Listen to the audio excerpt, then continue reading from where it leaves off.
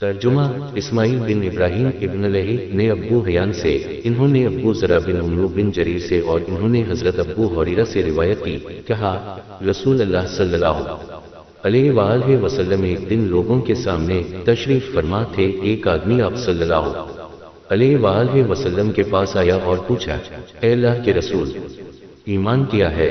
آپ نے فرمایا، تم اللہ تعالیٰ، اس کے فرشتوں، اس کی کتاب، قیامت کے روز، اس سے ملاقات، اس کے سامنے حاضری اور اس کے رسولوں پر ایمان لاؤ اور آخری بار زندہ ہو کر اٹھنے پر ہی ایمان لے آؤ۔ اس نے کہا، اے اللہ کے رسول، اسلام کیا ہے؟ آپ صلی اللہ علیہ وآلہ وسلم نے فرمایا، اسلام یہ ہے کہ اللہ تعالیٰ کی عبادت کرو اور اس کے ساتھ کسی چیز کو شریک نہ ٹھہراؤ، لکھی فرض کی گئی نمازوں کی پابندی کرو، فرض کی گئی زکوٰۃ ادا کرو اور رمضان کے روزے رکھو۔ اس نے کہا، اے اللہ کے رسول، احسان کیا ہے؟ آپ صلی اللہ علیہ وآلہ وسلم نے فرمایا، اللہ تعالیٰ کی عبادت اس طرح کرو گویا تم اسے دیکھ رہے ہو، اور اگر تم اسے نہیں دیکھ رہے ہو تو وہ یقیناً تمہیں دیکھ رہا ہے۔ اس نے کہا، اے اللہ کے رسول، قیامت کب قائم ہوگی؟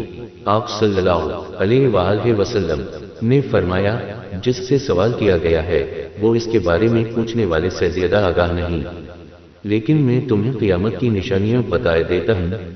جب لونڈی اپنا مالک چنے گی تو یہ اس کی نشانیوں میں سے ہے، اور جب ننگے بدن اور ننگے پاؤں والے لوگوں کے سردار بن جائیں گے تو یہ اس کی نشانیوں میں سے ہے، اور جب بھیڑ بکریاں چرانے والے اونچی اونچی عمارتیں بنانے میں ایک دوسرے سے مقابلہ کریں گے تو یہ اس کی علامات میں سے ہے۔ قیامت کے وقت کا علم ان 5 چیزوں میں سے ہے جنہیں اللہ تعالیٰ کے سوا کوئی نہیں جانتا ہے۔ پھر آپ صلی اللہ علیہ وآلہ وسلم نے یہ آیت پڑھی، بے شک اللہ تعالیٰ ہی کے پاس قیامت کا علم ہے، وہی بارش برساتا ہے اور وہی جانتا ہے کہ ارحام ماؤں کے پیٹوں میں کیا ہے، کوئی ضرور نہیں جانتا کہ وہ کل کیا کرے گا، نہ کسی متنفس کو یہ معلوم ہے کہ وہ زمین کے کس حصے میں فوت ہوگا، بلا شبہ اللہ تعالیٰ علم والا خبردار ہے۔ حضرت ابو ہریرہ نے کہا، پھر وہ آدمی واپس چلا گیا تو رسول اللہ صلی اللہ علیہ وآلہ وسلم نے فرمایا، اس آدمی کو میرے پاس واپس لاؤ۔ صحابہ کرام اسے واپس لانے کے لیے بھاگ دوڑ کرنے لگے تو انہیں کچھ نظر نہ آیا۔ رسول اللہ نے فرمایا، یہ جبریل تھے جو لوگوں کو ان کا دین سکھانے آئے تھے۔ صحیح مسلم حدیث نمبر 97، کتاب ایمان کا بیان۔